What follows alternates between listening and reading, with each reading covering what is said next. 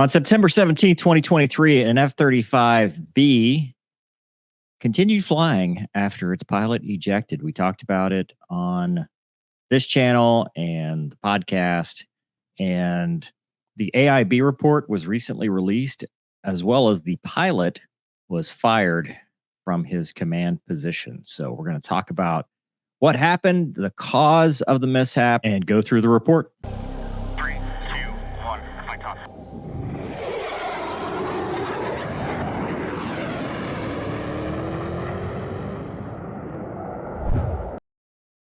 All right, as always, this is the board report. I'll explain what I can, but this is what they determined. On the afternoon of 17 September 2023, the F-35B, piloted by Redacted of the Marines, experienced an electrical malfunction resulting in the loss of primary pilot displays and communications while operating under instrument flight rules and instrument meteorological conditions. What that means is he was in the weather. He was in the clouds. He could not see.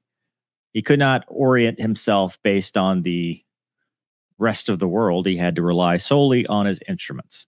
At 13:32 Eastern Daylight Time, he ejected from his aircraft while attempting to execute a missed approach procedure from the Instrument Landing System approach to runway 15 and Joint Base Charleston, South Carolina. ILS is a precision approach.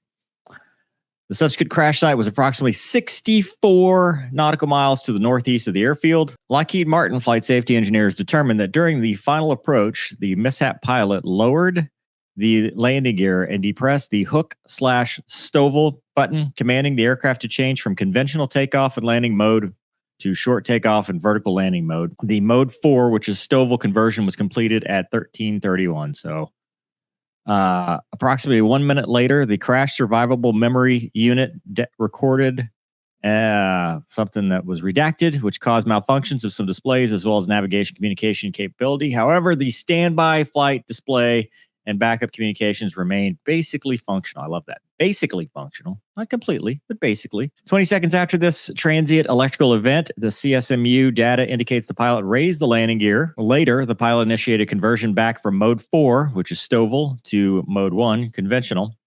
During this second conversion, ejection was initiated at 13:32. And after the ejection, the aircraft completed conversion of mode 1 and continued on its merry way. After ejection, systems necessary for flight remained operational, allowing the aircraft to complete its conversion to mode 1. While the aircraft in anomaly trim condition, aircraft continued flying unmanned for 11 minutes and 21 seconds before impacting in a rural area approximately 64 miles to the northeast.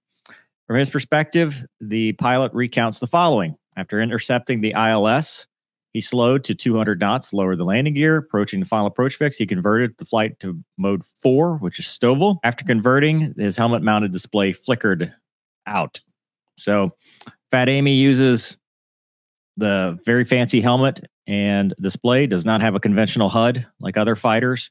So it's all in the helmet, primarily. While considering missed approach options, right, because he lost his primary display, his helmet-mounted display came back, accompanied by a multitude of cautions and advisories based on his exposure to similar emergencies, which means this happens a lot.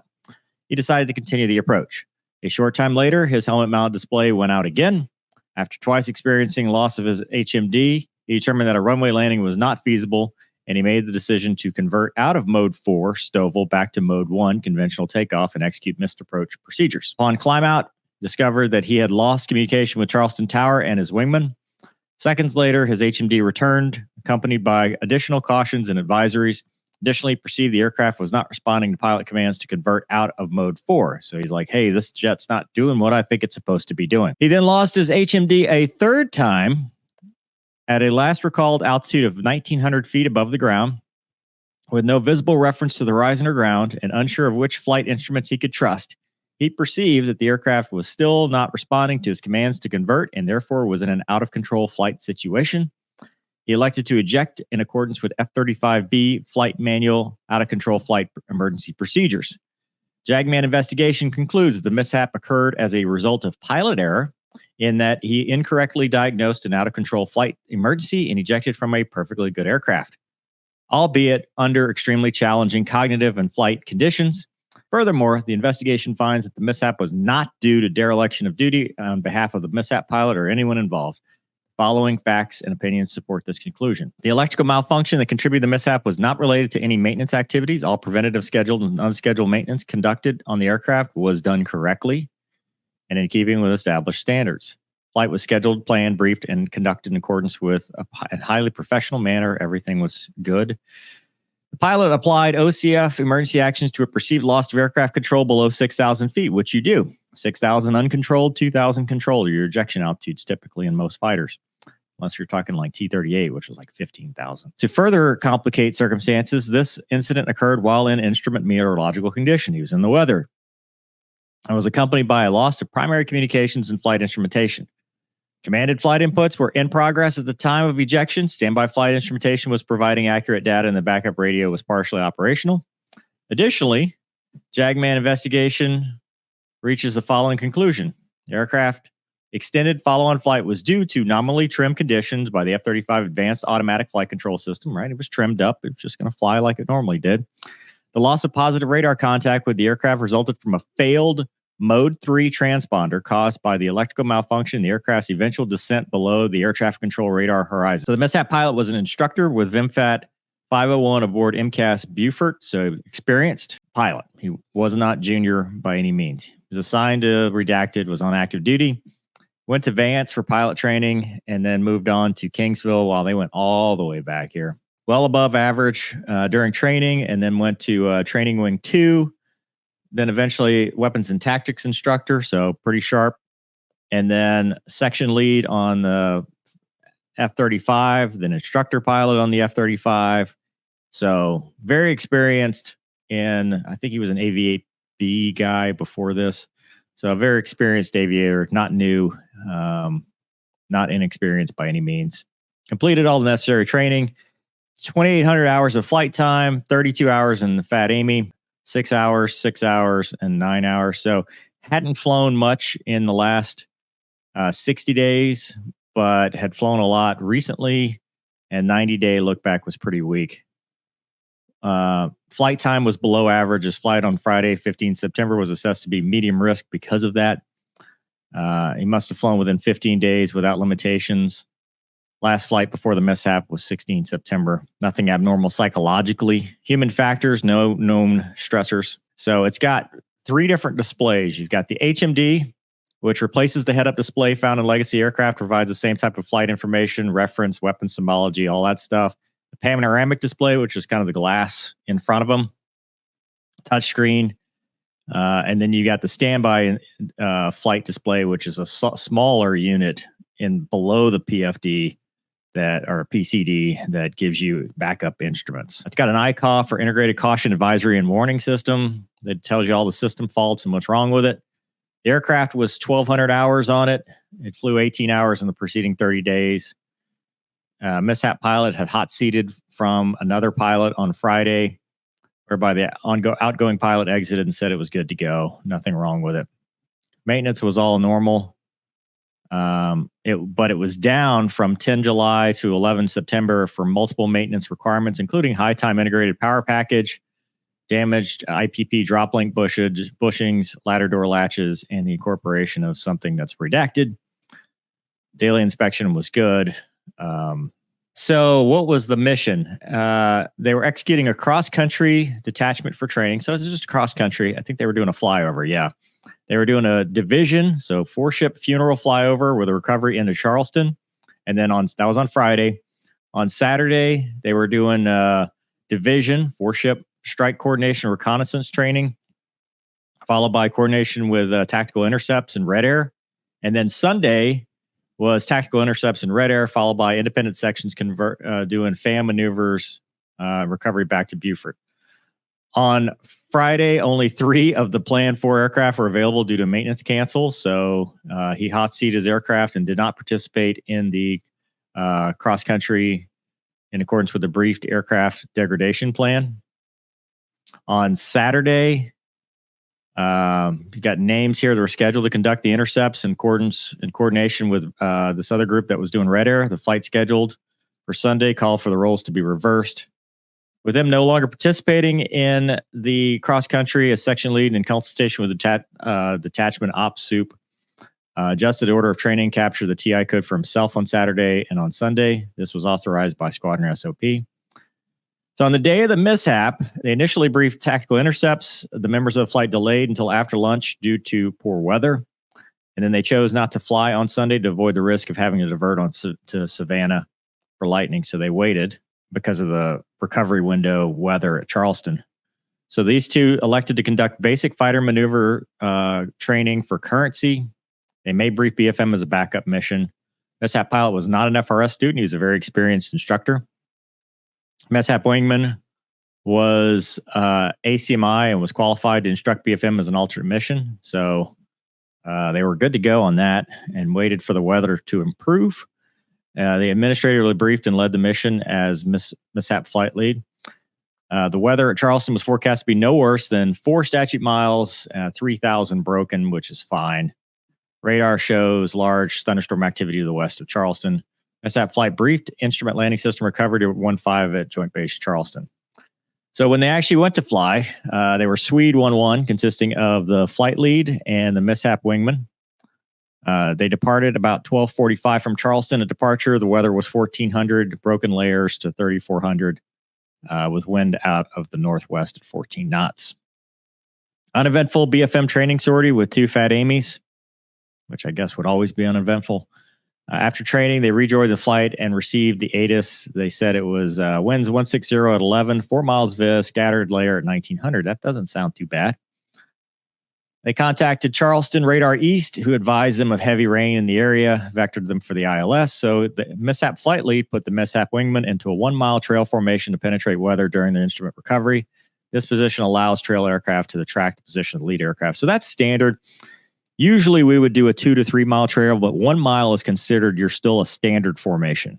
So if you put your wingman in 1 mile, you really don't have to tell ATC because they kind of put the 1 mile bubble around you.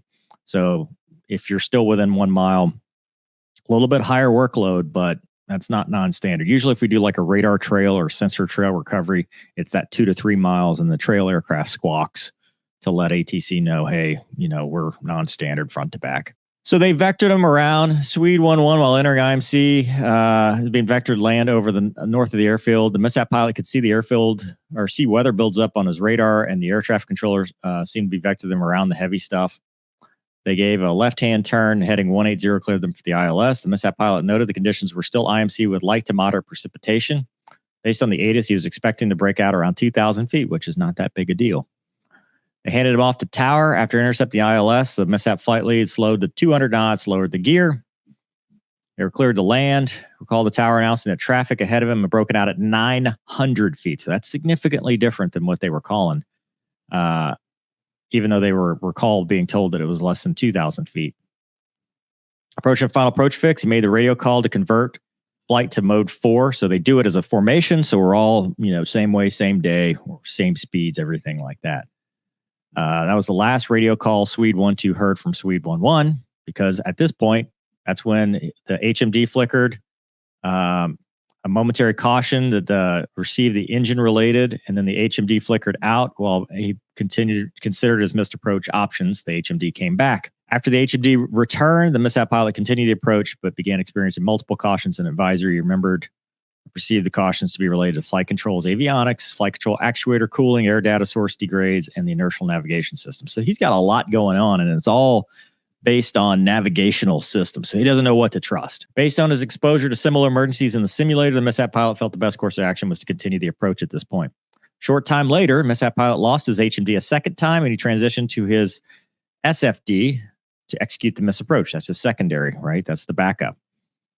He recalled that his PCD was not operational each time he lost his HMD. So helmet's not working, primary.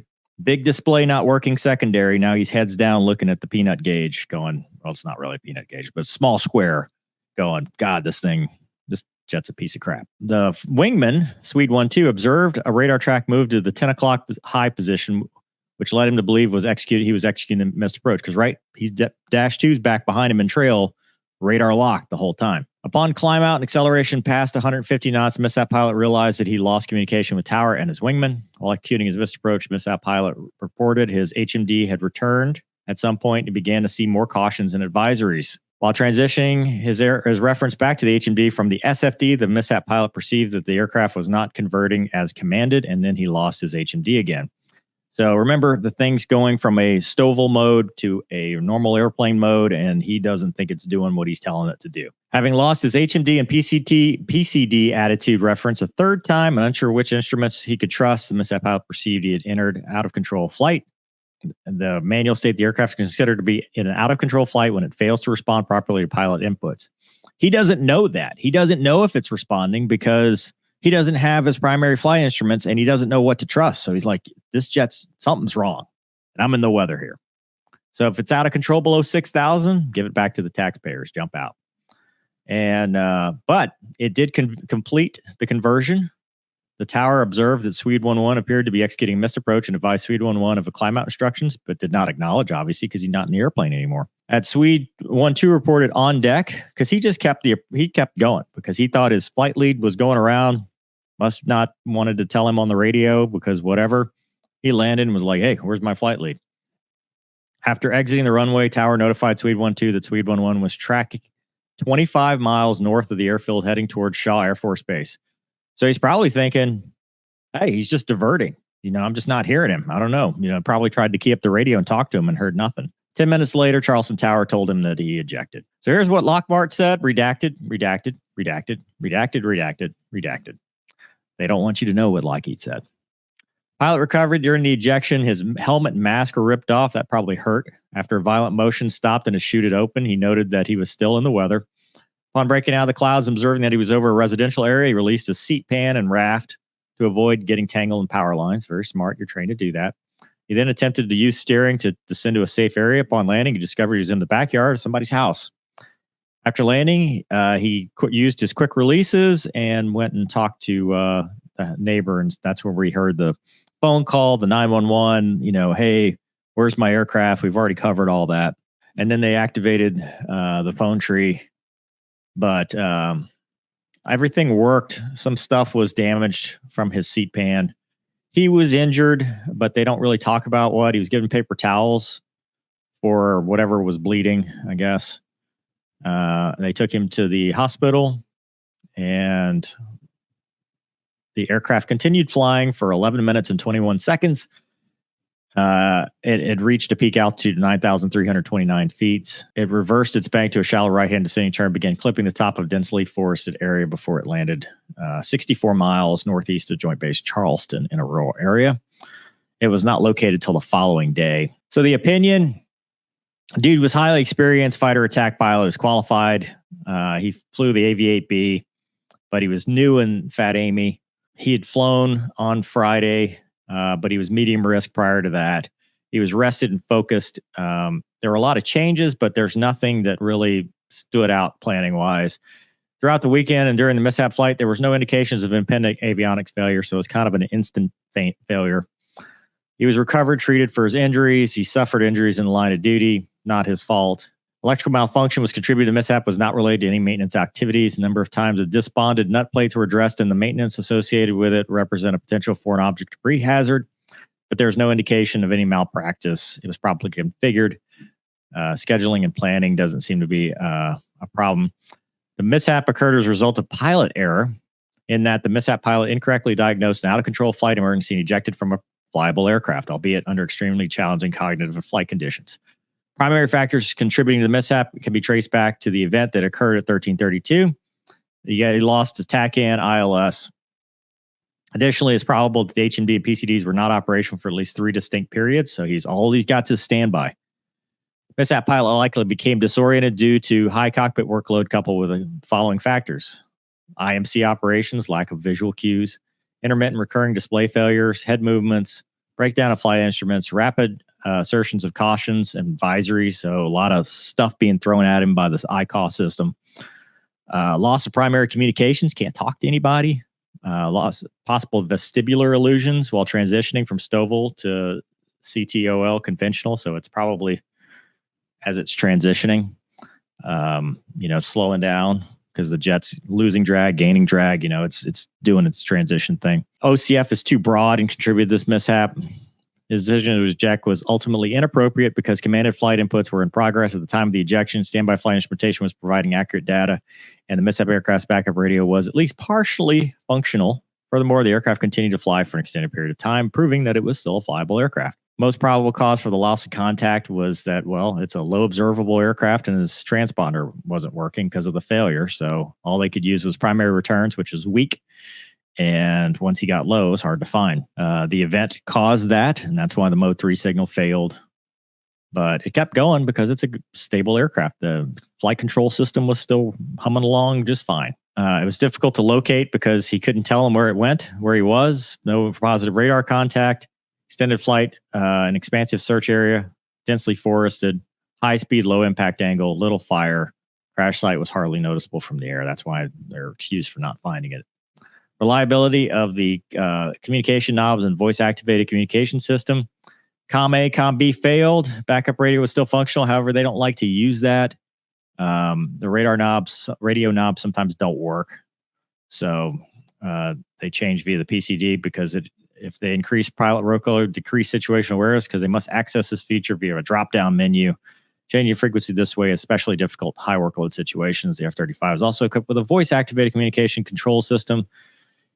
Has not functioned since 30P05 software is installed. Hey Siri, change my radio. Proficiency with standby flight display, backup radio. He was unsure of which instruments he could trust. This was likely due to disorientation resulting from factors.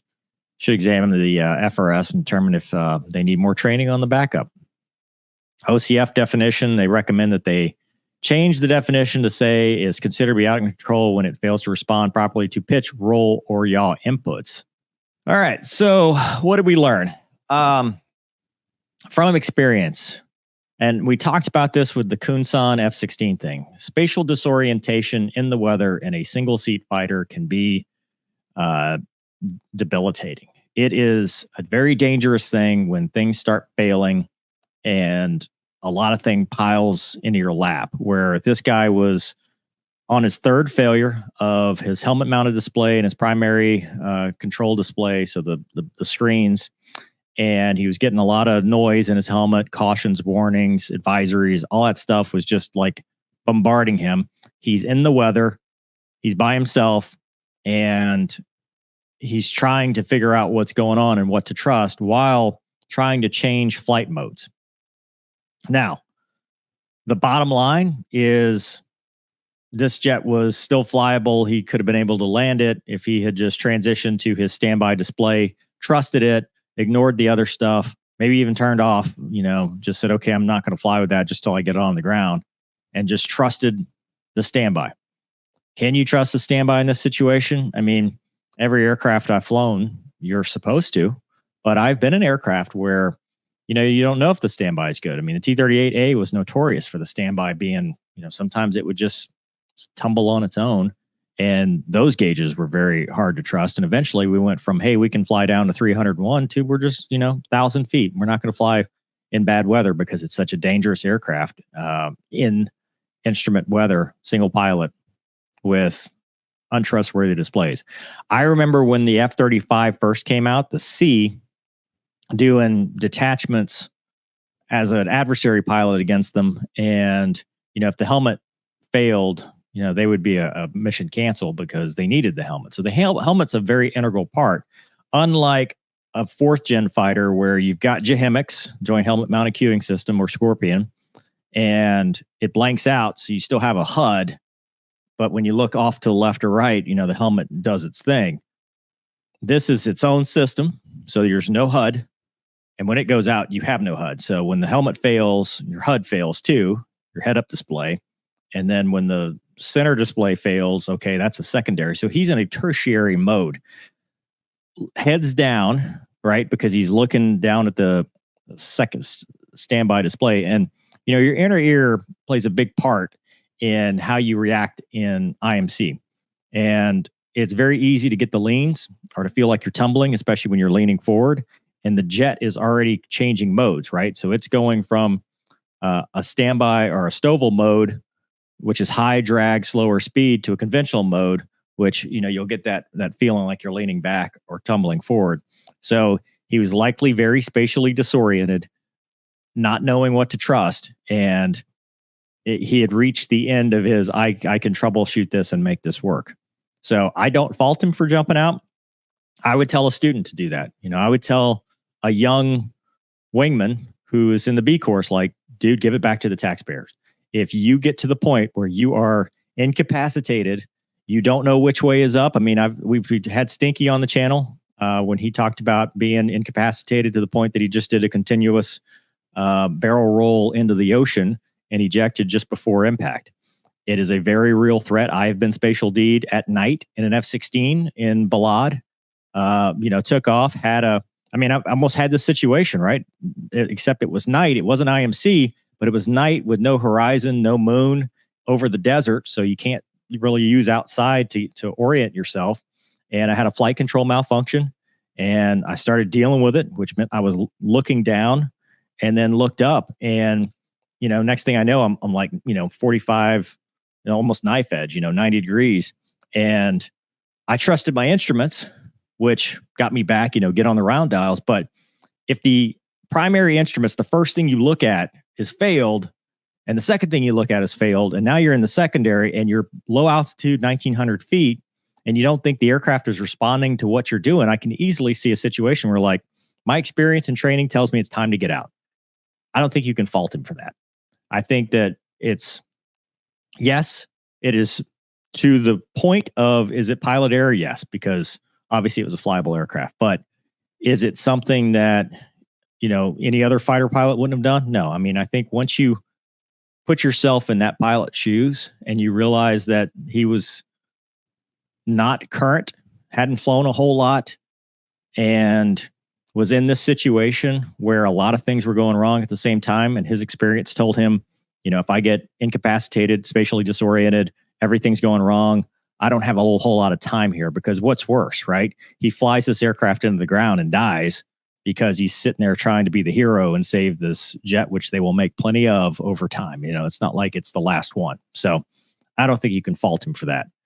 I think there is a bigger issue with that aircraft to have a fault that can cascade like that. I mean, that's a big deal, right? To have it cascade 3 times, not have a backup mode, and then you have to go to the standby, in this critical phase of flight. And it's been like that for a long time. To me, I think that's a bigger issue and kind of how it was designed. So it's definitely something that they should look at, whether they can fix it with software, have degraded modes, have, backup power sources so it's not so susceptible to the power surges that cause this or whatever. But you don't want to be in the weather or at night, or especially around the ship, right, which is where they could be, with no horizon, and your primary display goes out, the secondary, your main display goes out, and now you're looking down between your legs at the peanut gauge or the standby, trying to figure out where you are and get everything back up and running. It's tough. I mean, it's a very tough thing to do. So I don't think you can fault him for that. As far as him getting relieved of command, nearly a year after the incident, he took command of the Operational Test and Evaluation Squadron 1, VMX-1 at Yuma, Arizona. So this is a year later. He received reassurance from the Marine Corps leaders that the mishap and the subsequent investigation would not hinder his ability to take command. Because remember, they said they don't believe that any disciplinary action or anything, it's pilot error, yes, but we don't think it was anything worth discipline. We think, return the guy to flying. It was a bad situation. The commandant decided it was in the best interest of the institution that I be removed from command of VMX-1. This is what he's saying. As a commander, you serve at the pleasure of the commandant. Del Pizzo's statement continued. It was an absolute privilege. And it basically just said he was relieved of command due to lack of confidence. They asked why he was allowed to take command, given the findings of the investigation had been known since January, months before he and his family uprooted and moved. 100 days into his leadership role, he was given assurances that the mishap investigation would not affect. The Commandant of the Marine Corps continually assesses matters associated with commanders in their units. Josh Benson, the spokesperson, says, followed his detailed review last month of the command investigation, the 17 September mishap. He made a decision to relieve the commanding officer due to unique mission of VMX-1. Subsequent Field Flight Performance Board, essentially an aviation performance review, found that his decision to eject was justified.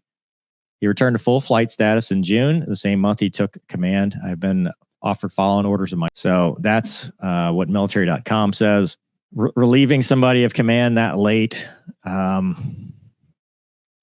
mean, I don't know what message that sends. I think that's something that probably needs to be looked at is, we would want leaders that are consistent. We want leaders that are fair and, don't do things just because something is politically expedient, whether this is because the report was coming out and they knew it was going to be a public thing or something else. We don't know.